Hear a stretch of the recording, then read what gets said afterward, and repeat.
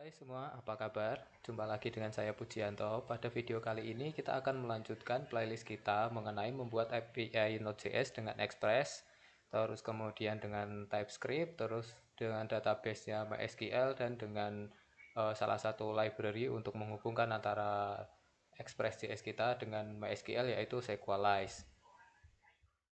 Pada video sebelumnya kita sudah mencoba Sequelize dengan membuat model, migration, dan seeder, serta kita coba juga untuk menjalankan migrasi serta menjalankan seeder. Nah, pada video kali ini kita akan membuat endpoint API untuk CRUD atau create, read, update, dan delete untuk role user. Nah, bagaimana caranya? Langsung saja kita ke videonya ya. Oke, kita buka dulu VS Code kita. Oke. Selanjutnya kita cari project kita kemarin ya, OpenResa. Ini sudah ketemu, sudah kebuka juga. Oke, selanjutnya setelah kita masuk ke projectnya, kita akan membuat satu controller. Kita buat dulu foldernya. Di sini di dalam folder src kita buat folder namanya controllers. Oke. Terus kemudian karena yang mau kita buat itu adalah role, kita buat namanya role controller ts. Oke. Sekarang kita sudah punya filenya untuk controller role-nya. Setelah itu kita akan coba import beberapa modul. Pertama request dari Express, terus kemudian respon. Setelah kita import request dan respon, selanjutnya kita akan import model yang kemarin sudah kita buat, yaitu role dari folder db/model/role. Langsung aja kita taruh. Setelah kita import beberapa kebutuhan kita, yaitu request, response, dan role dari model, kita akan membuat beberapa function, yaitu function untuk create, update, delete, dan get. Kita mulai dulu dari get aja yang lebih mudah. Oke, kita bikin functionnya const get role. Kita butuh request, terus respon, kemudian dia akan mengeluarkan output berupa respon. Oke. Nah, karena kita butuh panggil data dari database, maka kita harus membuat function ini asinkronus. Kita tinggal tambahkan di depannya async. Nah, terus setelah itu kita buat try catch. Jadi untuk berjaga-jaga kalau misalkan nanti ada error atau yang lainnya, itu tidak membuat aplikasi kita stopper. Untuk errornya kita kasih interface any aja. Selanjutnya untuk bagian get datanya kita tinggal panggil, kita kasih variabel role await, kita ambil dari role. Kemudian di sini ada beberapa fungsi, itu kita pakainya find all, jadi kita cari semua dengan where-nya. Nah, kemarin kita sudah membuat untuk role itu kan ada aktif, true, sama false. Kita pengennya tuh ambilnya role-nya yang aktif aja, berarti kita kasih where aktif true. Oke, kita sudah dapat semua datanya. Terus selanjutnya kita return respon. Terus kalau misalkan berhasil, biasanya kan kita kirimnya status code-nya 200. Berarti kita kasih status 200, kemudian kita kirimkan datanya. Kita kasih status di dalam juga 200, terus kemudian message-nya oke, gitu aja. terus datanya kita kirim si roles ini. Nah, sesimpel ini untuk mengambil seluruh data. Oh ya, ini masih ada error karena ini asing. Kita tambahkan lagi di sini promise, terus kita bungkus. Oke, seperti ini. Terus masih ada error. Oh ya, karena di bagian catch-nya kita belum memberikan return. Jadi untuk function ini kita harus memberikan return di bagian try dan catch-nya. Jadi nanti ketika mungkin database kita belum nyala gitu, si aplikasi ini nggak stopper, masih tetap jalan. Untuk di bagian catch-nya ini kita kan nggak tahu nih error ini tuh isinya apa. Nah, ini agar lebih aman, saya biasanya tambahkan ini, if error tidak sama dengan null dan error instance of error. Nah, gini. Terus kemudian kita akan return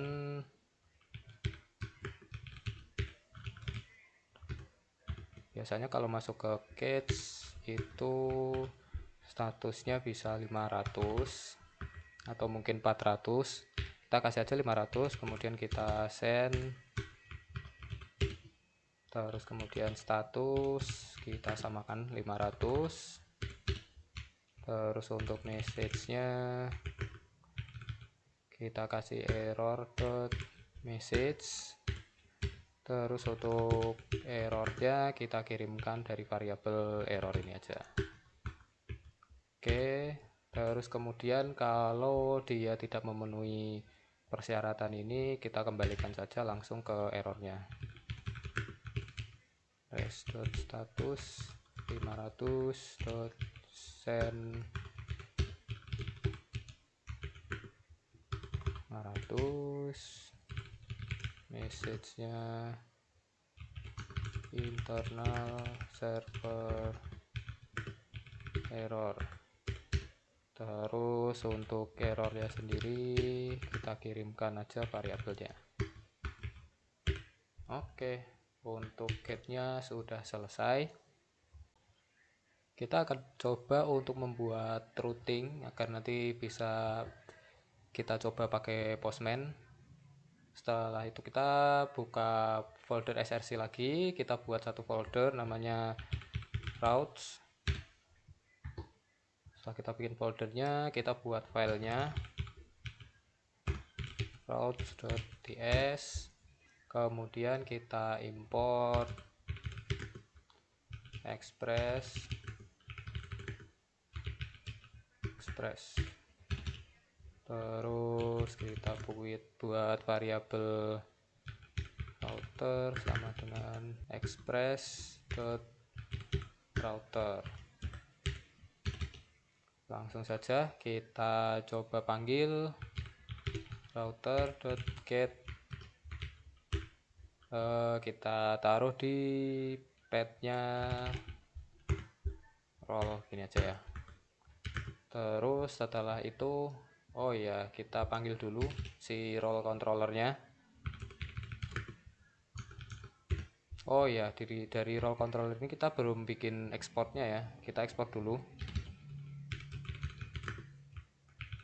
Export default. Ini tadi nama fungsinya get role. Kita taruh get role. Kita import role controller. Lalu setelah itu kita panggil get role controller get role. Oke. Kita run aplikasinya, npm run dev.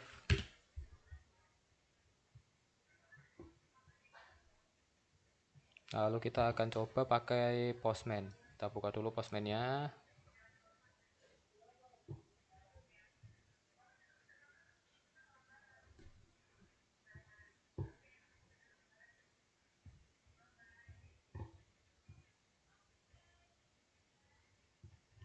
Kita coba saja di localhost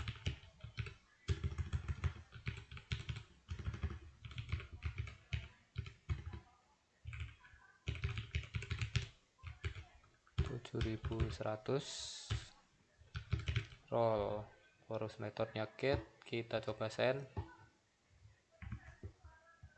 Oh salah, portnya 7000 ya, bukan 7100.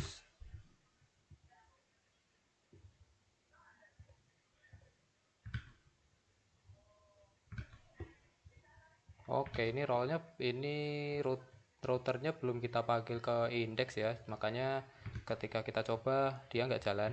Kita panggil, kita ekspor dulu, export default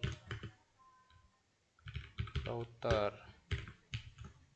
Oke, selanjutnya kita panggil di index, kita import bawah sini, import router from route/route. Kemudian kita akan panggil di bawahnya sini app.use router. Oke, kita save dan tunggu sampai aplikasinya restart. Oke, sudah restart. Kita cek lagi di Postman, kita send. Oke, sepertinya database saya belum nyala, yang akan saya coba nyalakan dulu ya. Ini database sudah saya nyalakan. Sekarang kita coba send lagi. Oke, sudah muncul ya sesuai dengan yang ada di database. Jadi satu API kita sudah selesai untuk get data. Oke, kita lanjutkan lagi. Setelah membuat endpoint API get, sekarang kita buat endpoint untuk create ya. Kita kasih nama create role, pakai asynchronous lagi. Kita butuh request dan respon. Terus kemudian kita akan mereturn respon pakai promise respon. Terus kita kasih try catch lagi. Untuk errornya kita kasih any. Terus untuk respon errornya kita copy aja dari yang atas. Selanjutnya untuk bagian role kita hanya butuh ini variabel role name dan aktif saja. Berarti kita ambil dari body-nya request.body. Yang kita ambil dari body adalah role name dan aktif. Oke. Selanjutnya setelah kita ambil datanya, lalu kita akan create await role.create yang akan kita taruh ke dalamnya yaitu role name dan aktif. Oke, sudah jadi. Selanjutnya kita langsung saja return respon.status. Kita kasih responnya 201 created. Terus kita kasih respon sama status 201. Terus selanjutnya setelah status message created, terus data kita kembalikan aja create-nya. Nah, oke, ini udah jadi untuk endpoint create. Kita ekspor dulu create role. Setelah kita ekspor, kita ke bagian routing. Kita panggil juga di sini route karena tadi kita ambil dari request body, jadi untuk metodenya kita pakai post. Untuk path-nya kita samain aja /role yang kita panggil tadi, role controller create role. Oke, sudah restart, langsung kita coba tes di Postman.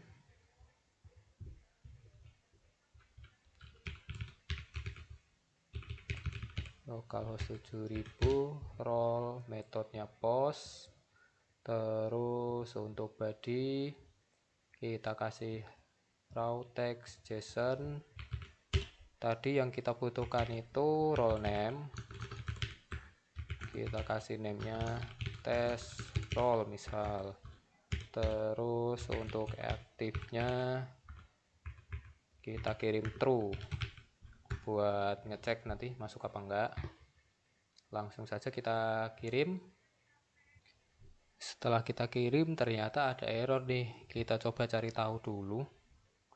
Oke, kita cek ke code kita apakah ada sesuatu yang kurang.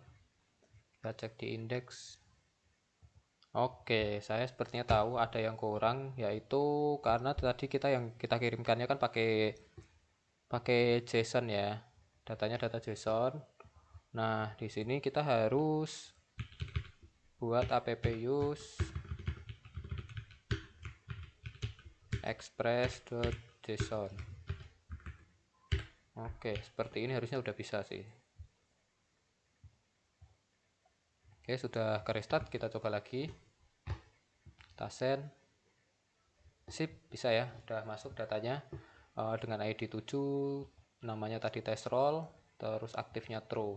Kita coba cek di get-nya apakah muncul. Oke, muncul. Setelah membuat get role dan create role, kita akan coba bikin satu lagi, yaitu update role. Kita butuh request, terus kemudian ada respon, terus kita kembaliannya promise respon. Kita pakai try catch lagi. Terus untuk bagian catch-nya kita copy lagi aja. Oke, sudah. Nah, untuk update itu biasanya kan kita harus ambil nih data, terus kemudian kita ambil yang unik itu apa. Nah, kalau di sini kan yang unik ID nih, ID sebagai primary key. Jadi kita ambil aja ID-nya nanti kita kirimnya lewat request parameter aja kali ya. Oke, terus setelah itu kita ambil juga yang dari body, tadi ada role name dan aktif dari request body. Oke, selanjutnya kita cek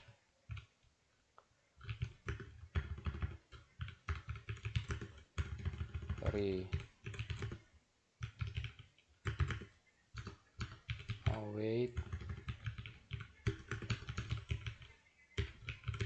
find by primary key ada, pakai ID. Oke, terus kita cek jika role-nya tidak ada, maka kita akan kembalikan respon status 404 yang artinya not found. Kita kirim respon datanya status 404 message data not found. Terus untuk datanya kita kasih 0 aja. Setelah datanya ketemu, kita akan melakukan update dengan cara role. Kita tadi yang kita pakai adalah role name. Kita ambil role name-nya, kita ganti yang dari request body role name, terus selanjutnya role aktif kita ganti juga yang dari body aktif. Terus setelah itu kita simpan, await, roll, save. Nah, setelah berhasil tersimpan, kita akan return juga respon.status 200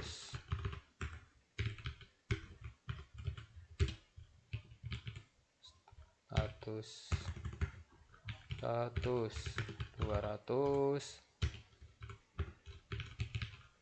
message. Kita kasih OK. Data kita kembalikan si rollnya ini. Oke, lalu kita ekspor juga update roll, kemudian kita panggil di halaman router. Untuk update itu kita bisa pakai router.patch bisa, atau kalau mau pakai post juga nggak masalah sebenarnya, kita pakai post juga aja. Roll, terus kemudian kita akan tadi butuh parameter. Parameter kita taruh di sini. Tadi nama parameter yang kita pakai adalah ID, ya ID. Nah, kita taruh .2 ID. Selanjutnya kita panggil roll controller update roll. Oke, lalu kita akan ke postman lagi. Kita buka tab baru, metodenya post roll. ID-nya kita coba update yang ID ke-7 tadi ya, nomor 7, 7000. Badinya kita bikin JSON lagi, kita copy aja dari sini, test roll 1, kita kirim. Oke, udah keganti ya, ID nomor 7 tadinya test roll jadi test roll 1. Kita cek juga di sini. Nih, test roll 1. Kalau misalkan ini ID-nya kita ganti yang nggak ada di database kita, misal 1000. Oke, responnya benar ya, data not found. Oke, kita lanjut. Update sudah. Sekarang delete.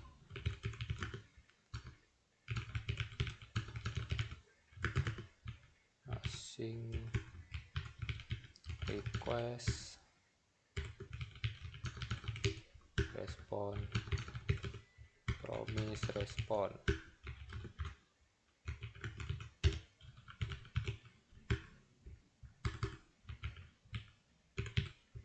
Kita kopikan lagi si isi dari catch-nya. Terus selanjutnya kita akan melakukan delete-nya berdasarkan ID ya, karena ID tadi unik dan setiap data ID-nya akan beda-beda. Kita ambil seperti cara yang atas ini tadi. Untuk ID kita taruh di request param. Kita copy aja. Kita copy aja sampai sini.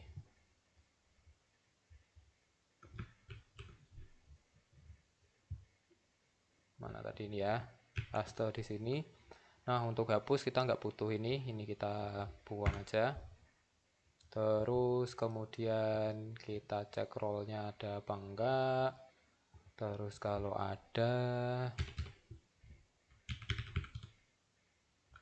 await roll destroy.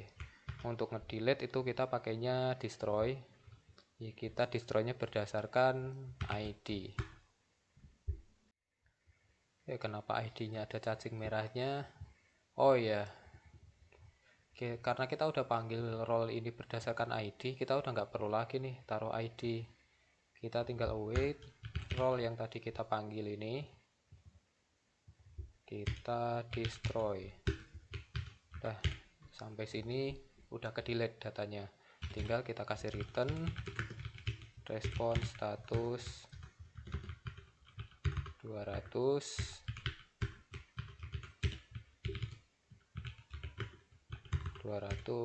message-nya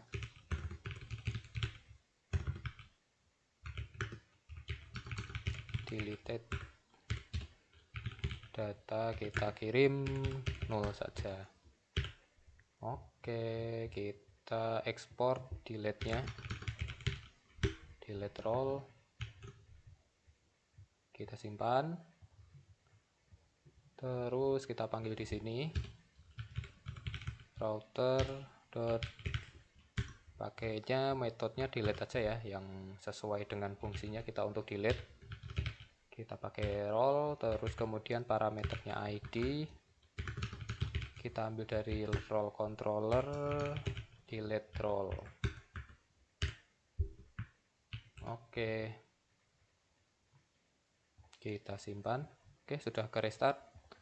Kita coba lagi di Postman, metodenya kita ganti delete, terus kita masukkan URL-nya, kita copy aja dari sini. Kita coba hapus yang ID 7 tadi ya, ID 7, langsung kita kirim. Oke, sudah terhapus. Kita coba cek di sini ID 7 masih ada atau enggak. Sudah enggak ada ya, berarti datanya udah benar-benar kehapus. Terus kita cek kalau misal kita tulis ID asal kayak gini, oke, datanya tidak ditemukan, berarti udah benar. Sepertinya ada satu yang kelewatan. Ini kita udah ambil seluruh role-nya